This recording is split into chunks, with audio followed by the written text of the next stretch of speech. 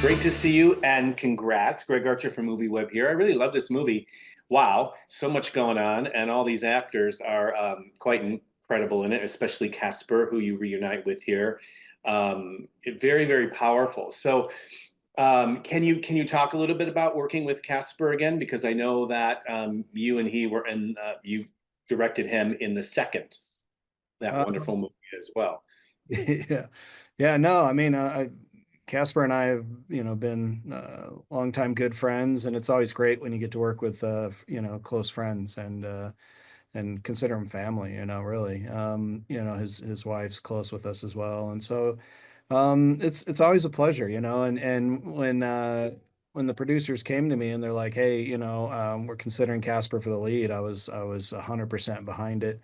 And I really enjoy working with Casper because he's got this level of commitment that's it's refreshing always when you get an actor who shows up and is just really into the role, really enjoys what he's doing. I mean, we had a hard time getting him off the horse. A lot of people, it's hard to get him on the horse. They're like, "Oh, you want to go ride a horse?" Like, I don't know.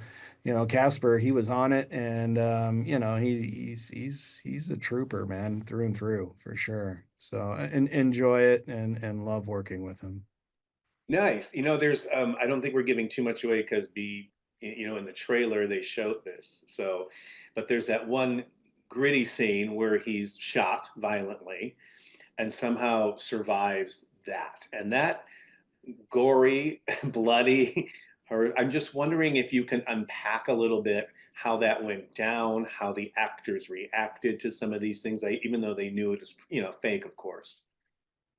It's a pretty tough scene. We're dealing with the whole story behind this movie is dealing with people looking for redemption and people looking for forgiveness for past aggressions, and past things they've done in their lives during a time when there was a lot of people that were just, it's like, were they good or bad people? It's a civil war. It was just they were yeah, there were some bad people who had bad ideas, and then there were good people who had good ideas, but then there's always the people underneath them that, just kind of get hurt by the whole process. And I feel like telling the story of someone underneath who got hurt by the process and is now trying to heal was important. And so, having a redemption story with Casper where he's trying to make up for his past sins, and then where it becomes, where yeah, I guess part of me was like, can you kill your hero, by page 30, and what are people going to think? So we kind of did it. Now, granted, he comes back, obviously, but I think it was very impactful, and the actors on set. It was a great scene. Everybody put forth, 1,000% into this movie, and Jeff Fahey's a rock star, and it's just, it was such a powerful scene. And Casper just really felt the character, and because it's pretty unique character. So Absolutely. And Jeff, just very, gritty in this as this, this amazing person that, well, not so amazing, but just as this antagonist figure, right? And the whole story of the two women being sold off, I found that very compelling too. I think people are really going to be intrigued with it. You directed previous Westerns, you know, Dead Man's Hand and such. And so I'm wondering if you think that in the age that we're in now, there's a current resurgence of Westerns and the love for that genre. I think there is. Yeah, absolutely. I think there's a resurgence going on. Obviously all of Taylor Sheridan's stuff is really resurging. American Primeval on Netflix surged. I think people enjoyed Costner's film. I think unfortunately the format wasn't working. He should have probably just told the whole story all at once instead of trying to spread it out over three movies. But it was still a beautiful film, and a lot of people responded to it. So I feel like there's I feel like genres come and go in waves, you know. It's like action films come in and then horror comes in and then westerns and then dramas and you know, and it's like the ocean. So you got to catch the waves. And fortunately right now I feel like a lot of people are drawn to a simpler time. You know, things are tough right now. Things are tough everywhere in the world. And so to watch a simpler time and to escape for a couple of hours, I think is intriguing to an audience right now. So, Most definitely. Uh, are you a fan of Taylor Sheridan's? Are you a fan of Yellowstone? yeah, absolutely, absolutely. Yeah, I mean, I've worked with a lot of his cast. You know, I've worked with Cole Hauser for AJ Smith. I did some commercial work for Cole Hauser, and he brought in a lot of the Yellowstone cast. We actually got to shoot at Yellowstone Ranch, and so yeah, it's you know, so I'm a fan of the world. I'm a fan to see where it's going to go with Cole taking the lead, and you know, and definitely a fan of you know this universe that he's created. You don't get that you know you know not very many filmmakers get that opportunity, and Taylor's you know he's managed to do it, and that's something to respect. Absolutely. So let's talk deprivation for a moment before we circle back. I mean, that looks very trippy, this sci-fi horror film, but the Russian sleep deprivation experiments from the 70s. Can you unpack that? Because that looks wild. It sounds wild.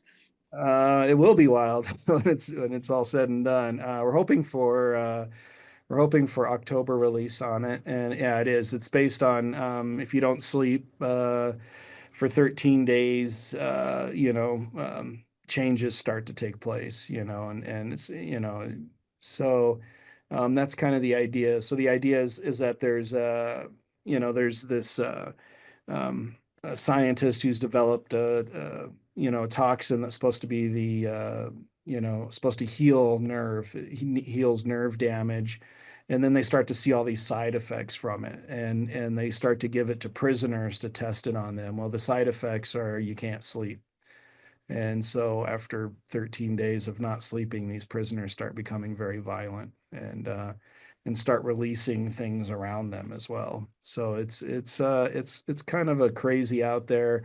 It's kind of I really enjoy the grindhouse genre, the you know homage to the 70s and 80s kind of grindhouse exploitation cinema that leans more towards the horror sci-fi genre. And so that's kind of what this film will be. It'll be that kind of, you know, it'll look like it's 16 millimeter. It'll have that feel. And it'll be a really fun kind of art piece, you know, mixed in with this crazy story. So. Nice. I understand it's kind of like a World War Z meets 28 Days Later. Is that a good summation? Yeah, yeah, basically. I mean, I'm trying not to put my finger on the zombie button, but yeah, pretty much, you know, it's you know, if you don't sleep for 13 days, you basically become possessed, you know, and a zombie of sorts. Yeah. Mhm. So you've been called a prolific filmmaker. How does that sit with you? Do you feel like you're a prolific filmmaker? What's one big thing you would love to accomplish? I mean, I would say prolific, yes. You know, definitely I've spent a lot of time on sets. I've done a lot of films. I was fortunate to you know you know get into the you know the TV world for a while and just produce and direct a lot, and that's set me up now for the theatrical genre. So I feel like I'm pushing I'm now pushing that up that ladder, you know, and so I feel like as I continue to climb, I'm just looking for more projects that are um, you know, that are more challenging. I think a lot of people try to, you know, as a director, you know, there's a lot of people out there that are like, oh, what, you know, what's your budget level or stuff like that. I don't, you know, I've shot big movies. You know, I've got a Nick Cage film. You know, I've done these things, and it's very like for me, it's no longer about the money as much as it is, you know, the project. I want, you know, I think I'm searching for that, you know, thing that really speaks from my heart and into everybody else's heart, you know. I mean, I'd love to find a taxi driver, you know. I'd love to find you know, a raging bull, you know. I'd love to find something that's very you know, that's meaningful, and not so much about special effects and explosions, you know. But so I think that's kind of where my trajectory is going. Sweet, sweet. Well, would there be any room for a mixture? Like you've done obviously westerns, and now you're going to be doing this horror. So I'm curious if you can meld the two. Would that be of interest? Absolutely, absolutely. You know, I mean, you know, I'm always a kid at heart, and you know, when I was a kid, I just, you know, I'd turn on Saturday morning. There was this action theater, and it was always crazy. You know, martial arts movies, horror, monster movies, and that's where my heart resides for sure. You know, so I think. You know, I'm definitely willing and wanting to do more of those for sure. So Very great. And one last question for you. How do you feel this film stretched you? this was an interesting film because the producers allowed me to have a lot of creative control. You know, Shout was very supportive, Jamie Thompson was very supportive, and so they came in and they were like, man, just make us a great film. And so they allowed you know, they allowed me to score the film. I edited the film. You know, I had my hand pretty deep into a lot of the photography. So it, you know, it was creatively satisfying, the film. And so you know, it there was definitely times on set where you know, we're being threatened by tornadoes or weather and we had to shut down, and that's where you get kind of frustrated because you only have so many days. And so but I feel like this film um honestly was, you know, one of the easier films to make. It was a lot of fun, you know, compared to some other stuff I've been on recently. This film was just a lot of fun, and you know, great cast, you know, and I think that has a lot to do with it. For sure, for sure. Thank you so much for your time. It's great to connect with you, and congrats on this. I think people are going to be very, very surprised. So Thank you for having me on. Appreciate it.